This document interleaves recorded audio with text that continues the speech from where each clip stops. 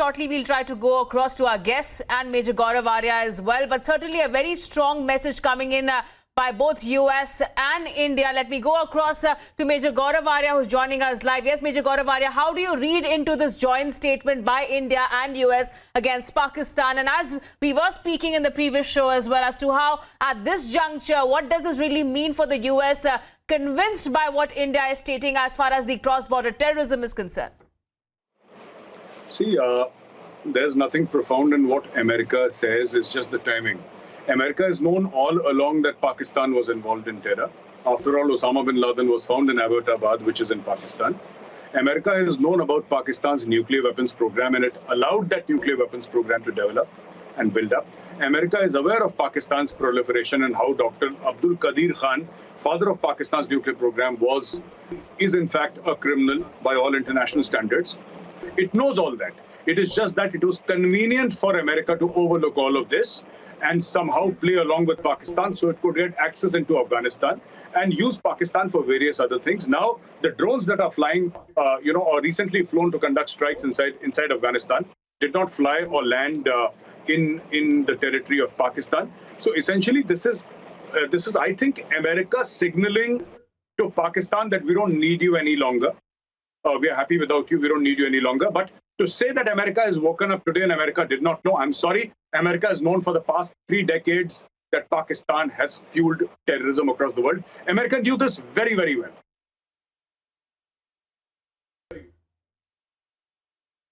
But Major Gaurav Arya, just sanctions just only that work against a nation, especially like Pakistan? Yes. Because we'll be also getting our guests also joining us here on the broadcast, and we'll be taking those questions to him right now. I believe we are joined by Professor Madhav Nalapat. He is the Vice Chairman from the Manipal Advanced Research Group. Sir, thank you very much for taking out your time and speaking to us here on Republic. Major Gaurav Arya, if you would want to take forward that question, especially when it comes to Pakistan, because its active role in Afghanistan is something that the entire world has been watching and has been witnessing as to its role there, and this is something that the United States cannot even this time conveniently ignore. No, absolutely. Professor Nalapat is there, and I'd like to ask him a question with your permission. Professor Nalapat, sir, America has known all along that Pakistan was involved in terror. This is not something new. I mean, we are making it out as if America discovered day before yesterday that Pakistan is a terrorist state. It allowed nuclear proliferation, sir. It allowed Abdul Qadir Khan to get away with murder. It allowed various military dictatorships inside Pakistan to take root. It allowed terrorist activities to happen. It woke up after 9/11 a little bit, but it was still loath to sort of pinpoint it at Pakistan. They used Pakistan as a base.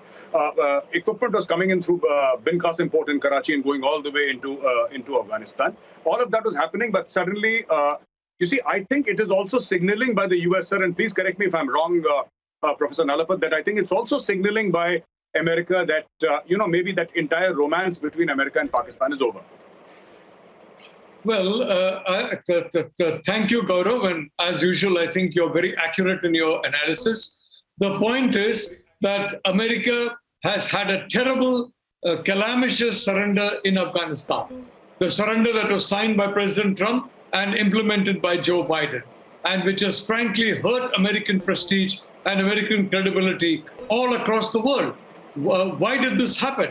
This happened because the Americans, for some reason, were not ready to take action against Pakistan, even though, as you correctly said, they had full actionable data on the activities of the Pakistan military and the way it was feeding the Taliban and keeping the Taliban going. The Taliban was supposed to have been defeated after the 9/11 attack. What happened? It revived. It revived because of the mistakes made by NATO, specifically the United States, and these mistakes have continued till now. And that is why Joe Biden is in so much political trouble today, and the world is in so much of a security dilemma, because the Americans for too long have given a rope of literally, an unlimited rope to the Pakistan military, which is a rogue military. Finally, what is happening is, it is not American politicians, it is not American officials. Both are heavily invested in the mistakes of the past, and they are terrified that these mistakes will come back and bite them in the form of congressional inquiries and the form of accountability. So they were not really in favor of a strong line in Pakistan. What has changed is US public opinion. More and more facts are coming out about the role of the Pakistan military. More and more facts are coming out about the misrule of the Taliban. The old Taliban, the new Taliban. The new Taliban is, if anything, even worse than the old Taliban. Now, both in India and in America, public opinion has been a decisive factor. In India, Prime Minister Modi has been very firm from the very beginning, but in America, Joe Biden tried to play it soft, like Bill Clinton did, like Obama did, with these terror modules in Pakistan and the terror military of Pakistan. Today, public opinion is making him change. Yes. Absolutely. Professor Nalapat, my next question to you, sir, is you see the Iran factor. Now, I'm saying this time and again, and I'd like your views on this. Pakistan's importance is because it shares a border with Afghanistan, can provide a route into Central Asia and also has a seaport, sir. I think that is about it. Otherwise, Pakistan is good for nothing, basically, to the world. And the whole geostrategic importance thing, which I think they've overplayed their hand a little too much, a tad too much. Now, Iran provides exactly the same thing, and also oil in phenomenal quantities. It's just that after the 1979 revolution in which the Shah was deposed, and then, the Iran-Israel factor, and then the Iran-America factor, and, death to America, death to Israel, and all that nonsense which comes out of Iran, sir. Leaving all that aside and leaving the emotional aspect of the relationship aside, my question to you is, do you see the world at least trying to start a re-engagement with Iran, sir? Because they've had it with Pakistan, honestly, but they will want to have their foothold inside Afghanistan. And if that requires logistics, to my mind, there are only two options, sir, which are cheap. Otherwise, you can always bring them by air, but cheap options are Pakistan and Iran. Do you think the world is going to start engaging with Iran more? Well, you're perfectly right, Gaurav. The reality is, India especially, we have a lot at stake where Iran is concerned, apart from the fact that Iran has been a long-term friend of India.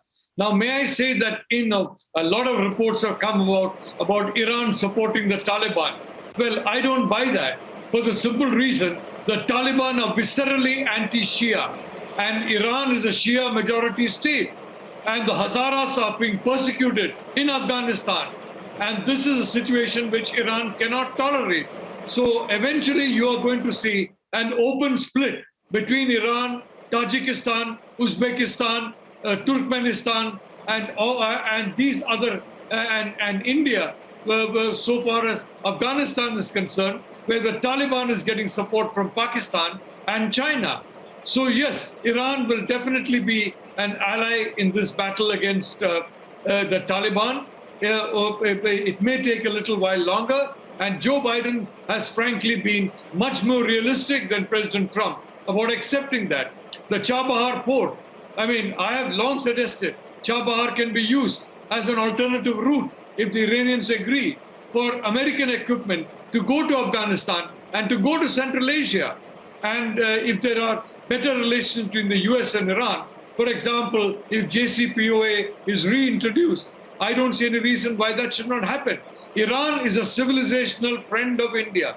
It is anti-Wahhabi, and no matter what its public stance, privately and on the ground, Iran is completely, frankly, negative to a Taliban takeover, as negative as Prime Minister Modi's government is in India.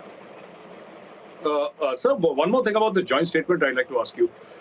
We've seen a lot of statements, and frankly, while this is preferable, this is not something which absolutely excites me, because I haven't seen much action on ground. Now, sanction Pakistan, yes. Another cause of concern is where Pakistan gets this confidence from, clearly from its nuclear weapons. And the fact that America has given it a very long rope, which now we hope Pakistan will use to hang itself. But the fact of the matter is that, you see, what actions should be taken, sir? Words, and still more words is what we have heard. What action on ground would you want from America, from India, and from the other countries vis-a-vis Pakistan? Well, I'd like to say that so far as nuclear weapons are concerned, no nuclear Yes. weapon state is ever going to use nuclear weapons against Absolutely. another nuclear weapon state. So actually, this is Absolutely. a bluff. And Prime Minister Modi called that bluff at Balakot. And frankly, I think the Americans understand its bluff. They have far deeper insight into the Pakistan nuclear capability than any other country has. I would like to only say one thing, and that is that public opinion in the United States is now strongly in favor of sanctioning Pakistan. And this is driving the politics in the United States. You know, you have to admit that even Donald Trump, for all his talk, he did not do much against Pakistan, and neither has Joe Biden. But the reality is, congressional opinion is changing because of public opinion. So eventually, it is the public in the United States that is driving the move to sanction Pakistan. I have long held that if, for example, a dozen officers of the Pakistan military and half a dozen officers of the Chinese military are sanctioned, it will have a significant impact on terror operations throughout South Asia. Unfortunately, the United States and the European Union have not done this so far, but their publics are waking up, and their publics are driving their legislators, and the legislators are driving policymakers into steps that ought to have been taken 15 years ago.